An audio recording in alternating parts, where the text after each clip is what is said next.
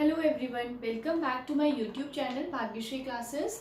Today we will know about the working capital and the factors that will affect the requirement of working capital. Right? To first start with the meaning of working capital. So if I explain it in a very simple term, then what is a working capital? Capital का वो part जिसे company use करती है अपनी day to day operations में, और we can से जो भी उनके डे टू डे एक्सपेंसेस होते हैं उनको मीट करने के लिए जिस कैपिटल को यूज करती है वो क्या है, वर्किंग कैपिटल। अब जो भी डे टू डे ऑपरेशंस है उनको रन करने के लिए सबसे ज्यादा इंपॉर्टेंट क्या है, कैश। कंपनी के पास सफिशिएंट अमाउंट ऑफ कैश होना चाहिए। So this cash is your what, this is a part of working capital, right, because this is your current asset. Okay, and similarly ऐसे सारे आइटम्स जो कि easily cash में convert हो सकते हैं, that will also the part of working capital, right. So we can say what is a working capital, the total part of capital that is required for holding current assets. It means capital का वो part जिसे company invest करती है current assets में। Okay, अब current assets क्या होते हैं, that assets that can be easily converted into cash or cash equivalents within the period of 1 year, or we can say within the period of one operating cycle, right? जैसे आपके cash हो गया, debtors हो गया, bills receivable हो गया, stock हो गया, ये सब क्या है, करंट एसेट्स के एग्जांपल है। तो सिंपली करंट एसेट्स वही है जो कैश या फिर आपके इजीली कैश में जो कन्वर्ट हो जाते हैं वो आपके करंट एसेट्स है। अब यहाँ पे एक टर्म है ऑपरेटिंग साइकिल। ऑपरेटिंग साइकिल क्या होता है कि सिंपली कि कंपनी जो भी प्रोडक्शन कर रही है उसके लिए सबसे पहले कंपनी को क्या रिक्वायर्ड है, रॉ मटेरियल, राइट। अब उस रॉ मटेरियल से कंपनी कन्वर्ट करेगी उसको किस में, प्रोडक्शन करेगी, तो पहले सेमी फिनिश गुड्स प्रिपेयर होगी। इट मींस मशीन में प्रोडक्शन प्रोसेस स्टार्ट होगा। दिस इज योर व्हाट, कि ये आपका क्या है, सारा production process. And then finally जब प्रोडक्शन प्रोसेस कंप्लीट होगा तो goods will be change into finish goods, right. आपका गुड्स प्रिपेयर हो गए, बन गया। देन उस फिनिश गुड्स को कंपनी क्या करेगी, सेल आउट करेगी, मार्केट में सेल करेगी। ओके, अब मे बी वो सेल करे तो सारी की सारी कंपनी को कैश पेमेंट मिल जाए, बट ये भी हो सकता है कि सारी की सारी कैश पेमेंट ना मिले, कुछ क्रेडिट पे कंपनी, मतलब कंपनी क्या करे, क्रेडिट पे सेल आउट कर दे, बाद में कंपनी को पैसा मिलेगा, तो वो क्या बन जाएंगे कंपनी के लिए, डेटर्स, और we can say account receivable, कि कुछ टाइम के बाद कंपनी को उनसे पैसा मिलेगा। एंड फाइनली फिर क्या जनरेट होगा कंपनी के पास, कैश। ओके, जब सेल्स आपकी होगी तो उसके बाद फाइनली आपका रेवेन्यू जनरेट होगी और कैश आपको मिलेगा। सो ये होल साइकिल ये क्या कहलाती है, किसी भी बिजनेस की एक ऑपरेटिंग साइकिल है। Mainly this is a operating cycle of manufacturing business, जहां पे प्रोडक्शन हो रहा है किसी भी प्रोडक्ट का, जहां पे प्रोडक्शन हो रहा है उसकी ये क्या है, ऑपरेटिंग साइकिल है। कि फाइनली आपका जो भी from it will start from the acquisition of raw material to sales realisation, right. कि आपने कंपनी ने रॉ मटेरियल एक्वायर किया, वहां से लेके पूरा प्रोसेस जब तक फाइनली वो प्रोडक्ट सेल नहीं हो जाता और कंपनी को आपका रेवेन्यू जनरेट नहीं हो जाती, ये पूरा टाइम पीरियड क्या होता है, ऑपरेटिंग साइकिल है। तो ऐसे एसेट्स जो सिंपली कन्वर्ट हो जाते हैं कैश में या फिर कैश इक्विवेलेंट पे within the period of 1 year और दिस वन ऑपरेटिंग साइकिल। अब रॉ मटेरियल कैश में इजीली कन्वर्ट हो जाएगा, क्योंकि रॉ मटेरियल से ही तो आपका वर्क इन प्रोग्रेस बनेगा, सेमी फिनिश गुड्स बनेगी, उसको यूज करके ही तो प्रोडक्ट बनेगा, right. So these are what, these are your easily these can be easily converted into cash, right? So यहाँ पे सेकेंड है आपका topic types of working capital. अब दो तरीके की वर्किंग कैपिटल है, first is gross working capital and second is net working capital.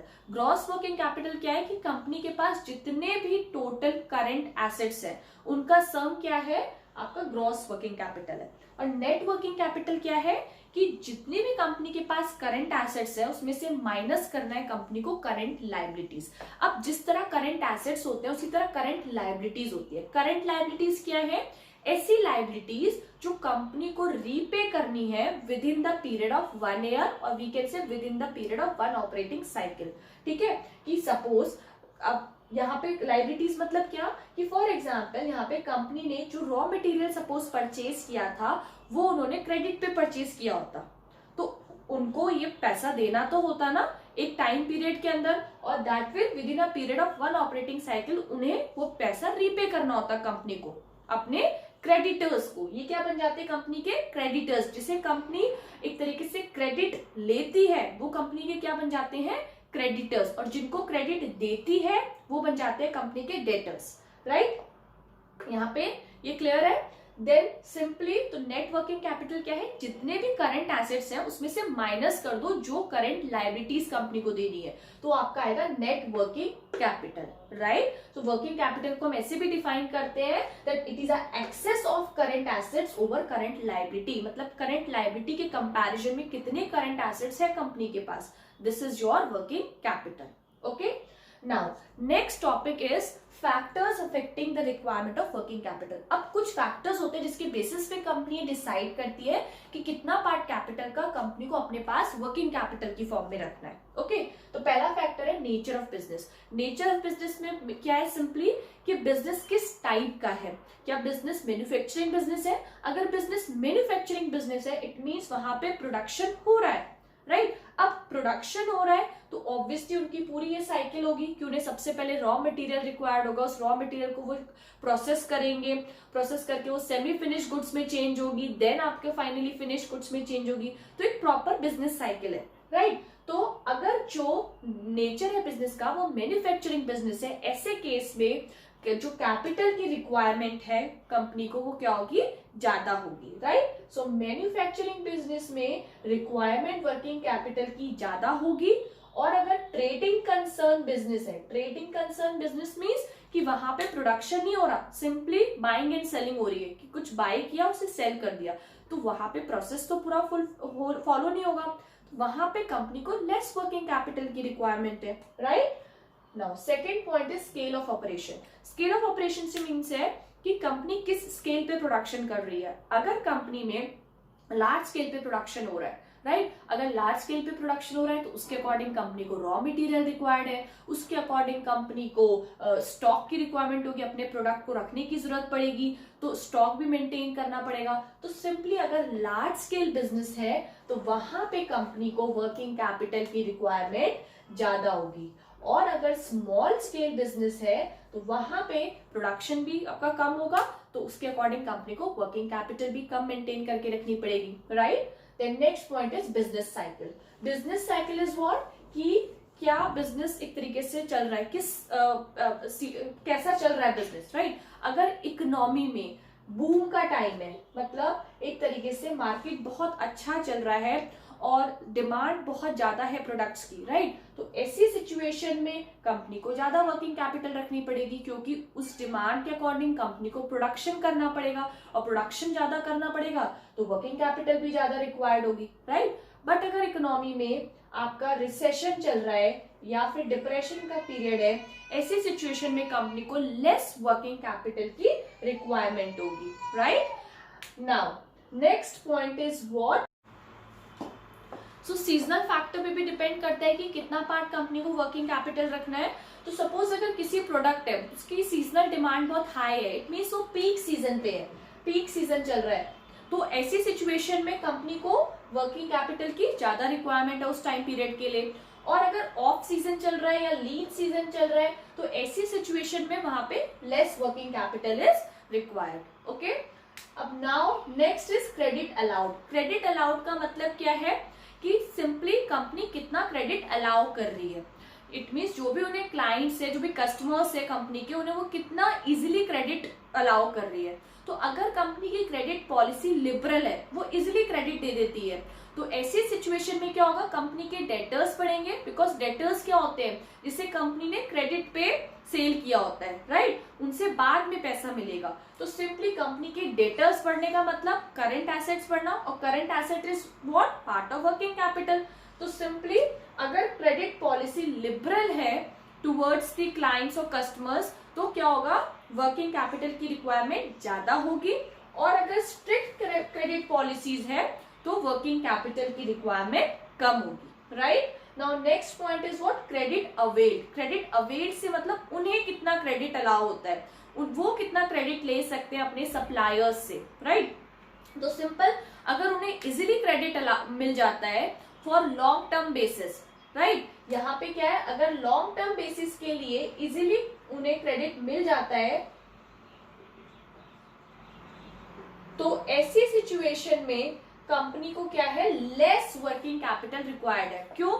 क्योंकि उन्हें लॉन्ग टर्म मतलब थोड़े टाइम पीरियड के लिए क्रेडिट मिल गया है, जरूरी तो नहीं है उन्हें कि शॉर्ट टर्म बेसिस पे रीपे करना है। ओके, तो क्या है, वो उन्हें वर्किंग कैपिटल अपने पास कम रखने की जरूरत है। वो सिंपल जो भी उनका क्रेडिट जो उन्होंने लिया था उनसे अपने डे टू डे ऑपरेशंस को मीट कर लेंगे, राइट। तो सिंपली अगर लॉन्ग टर्म बेसिस पे उन्हें क्रेडिट अवेल्ड होता है इजीली, तो उन्हें लेस वर्किंग कैपिटल की रिक्वायरमेंट है। और अगर उन्हें शॉर्ट टर्म बेसिस पे क्रेडिट अवेल हो रहा है, तो ऐसी सिचुएशन में तो उन्हें वर्किंग कैपिटल की रिक्वायरमेंट ज्यादा होगी। क्यों? क्योंकि उन्हें दिस इज योर व्हाट, अगर शॉर्ट टर्म बेसिस पे उन्हें क्रेडिट को रीपे करना है तो वो करंट लायबिलिटी हो गया। और करंट लायबिलिटी अगर आपको करंट लायबिलिटी अगर देनी है तो आपके पास सफिशिएंट वर्किंग कैपिटल तो होनी चाहिए ना। तो सिंपली बिकॉज क्या, वर्किंग नेट वर्किंग कैपिटल क्या है, current assets minus current liability.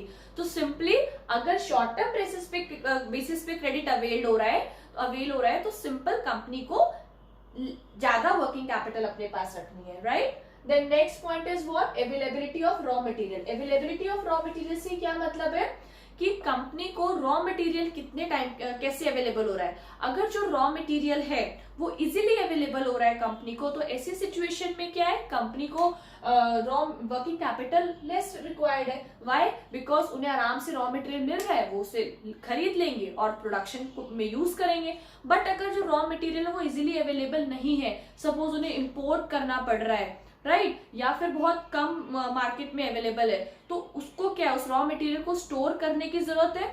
अपने प्रोडक्शन करने के लिए उन्हें रॉ मटेरियल तो रिक्वायर्ड है ना, तो वो स्टोर करके रखेंगे। स्टोरेज मीन्स फॉर उनका स्टॉक बढ़ेगा, इन्वेंट्री बढ़ेगा, तो वहां पे वर्किंग कैपिटल की रिक्वायरमेंट ज्यादा होगी।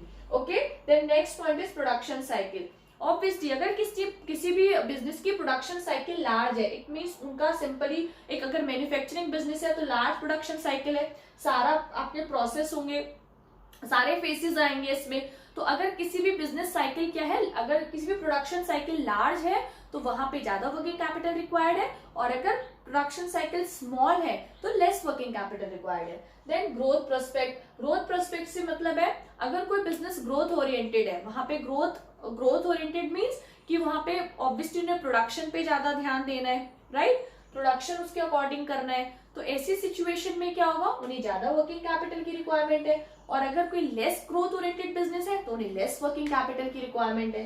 Then next point is level of competition. Level of competition में है कि कंपनी क्या कंपटीशन का लेवल है। अगर लेवल ऑफ कंपटीशन हाई है तो उसके अकॉर्डिंग कंपनी को मैनेज करना पड़ेगा, उसके अकॉर्डिंग कंपनी को अपना प्रोडक्शन बढ़ाना पड़ेगा, उसके अकॉर्डिंग उन्हें अपने कस्टमर्स को ट्रैक करने के लिए डिफरेंट